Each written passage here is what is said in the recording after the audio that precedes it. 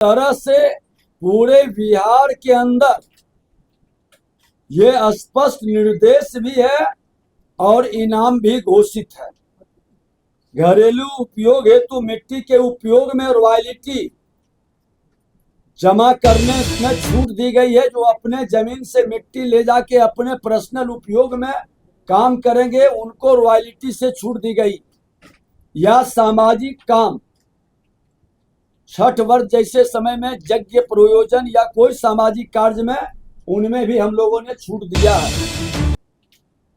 सेवा प्रदान करने में सुधार के लिए लघु खनिज भंडारण लाइसेंस पाने और नवीकरण कराने की प्रक्रिया अब पूर्णतः ऑनलाइन कर दी गई है। अब किन्हीं को कोई प्रॉब्लम नहीं है, बाबू का चक्कर लगाने की जरूरत नहीं है, दोहन शोषण का कोई शिकार नहीं हो सकता। और लाइसेंस निर्गत करने की शुल्क राशि व्यवसाय के आकार, बृहत, मध्यम और लघु के आधार पर प्रावधान किया गया है।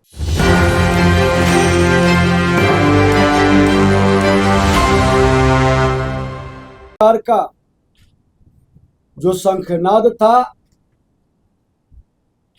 आज आदरणीय प्रधानमंत्री जी के आशीर्वाद और माननीय मुख्यमंत्री जी के प्रोत्साहन से हमने बिहार खनन परिदृश्य को उपद्रव के प्रयास से उद्यमिता के उभरते हुए क्षेत्र में बदलने का प्रयास किया है।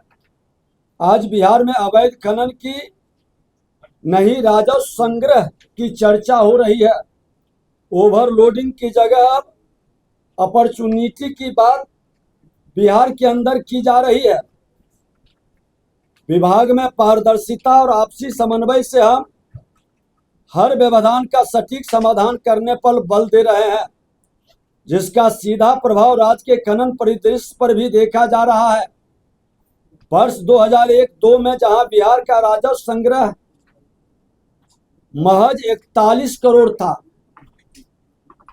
वहीं माननीय मुख्यमंत्री जी एनडीए सरकार ने 2009-10 में इसे बढ़ाकर 263 करोड़ तक पहुंचाया। और आपको जान करके खुशी होगा कि पिछले 5 वित्तीय वर्ष में 2021-22 में लगभग 1700 करोड़ का राजस्व था और आज 24-25 में 3536 करोड़ का राजस्व का संग्रह हमारा विभाग ने किया। एक बड़ी उपलब्धि है। और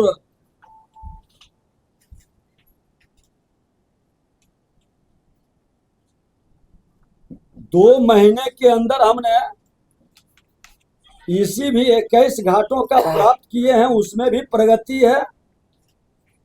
और आपको जानकारी देते हुए खुशी होगा कि आज 21 जिले 100% लक्ष्य को प्राप्त कर लिया।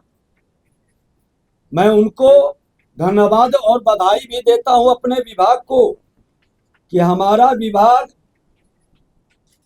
जिस तन्मयता के साथ काम किया है, पारदर्शिता बढ़ाने, सेवाओं को सुव्यवस्थित करने और अवैध खनन से निपटने के लिए अनेक डिजिटल और प्रक्रियागत सुधारों का क्रियान्वयन भी किया है। वित्तीय वर्ष 2025-26 में जो एक रिकॉर्ड है, ऐतिहासिक राजस्व संग्रह 3592 करोड़ और 21 जिले द्वारा 100% से अधिक राजस्व संग्रह किया गया, ये भी एक रिकॉर्ड है।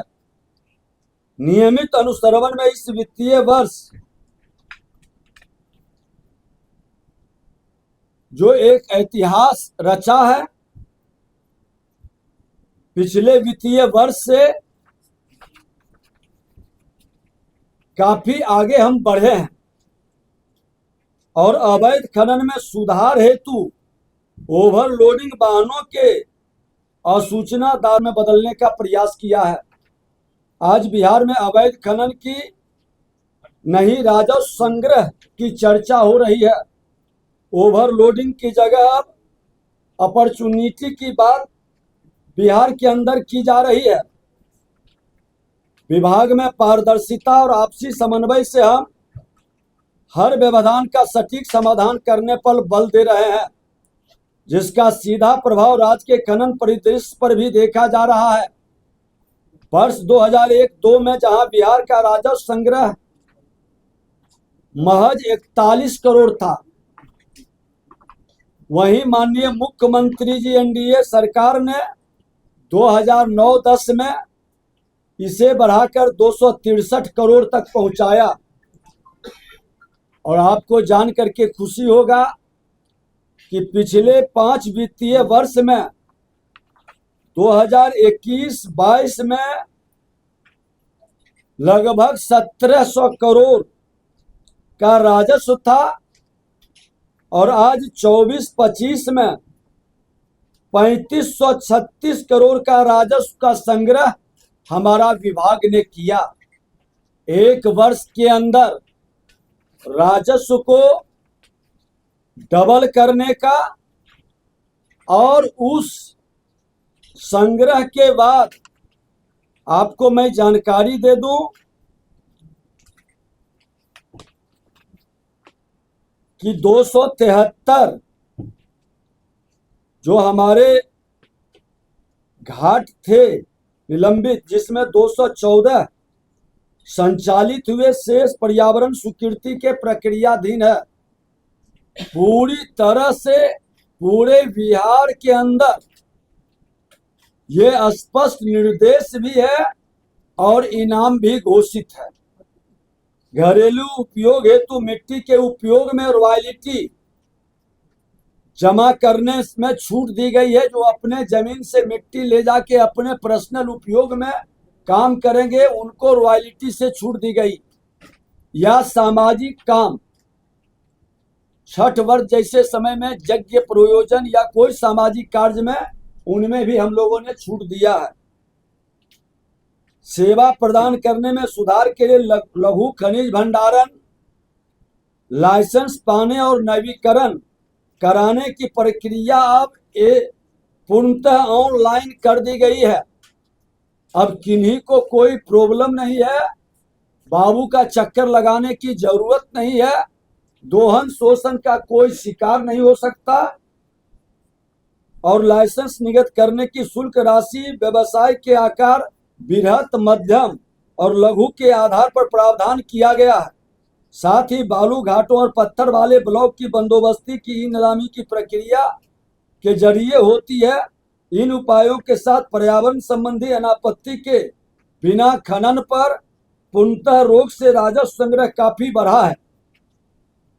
आपको जानकारी दे दें, बिहार के लिए बड़ा ही शुभ संकेत है, डबल इंजन की सरकार की उपलब्धि है कि आज रोहतास जिला में 3 खनिज ब्लॉकों, नावाडी में ग्लूकोनाइट ब्लॉक, टीपा ग्लूकोनाइट ब्लॉक एवं शाहपुर अकबरपुर में ग्लूकोनाइट ब्लॉक तथा गया जिले के एक खनिज ब्लॉक सपनेरी वेंडियम मैग्नेटाइट ब्लॉक के नीलामी हेतु विज्ञापन का प्रकाशन टॉन्च 7 के अंतर्गत भारत सरकार द्वारा किया गया है, जिसमें बोली लगाने की अंतिम तिथि 20/5/2026 निर्धारित की गई है। बृहत खनन में देश के नक्शे पर बिहार भी अब आ गया है। पहली बार ये डबल इंजन की सरकार देश के प्रधानमंत्री नरेंद्र मोदी जी का विकसित बिहार बनाने के सपना को साकार करने की एक शुरुआत है।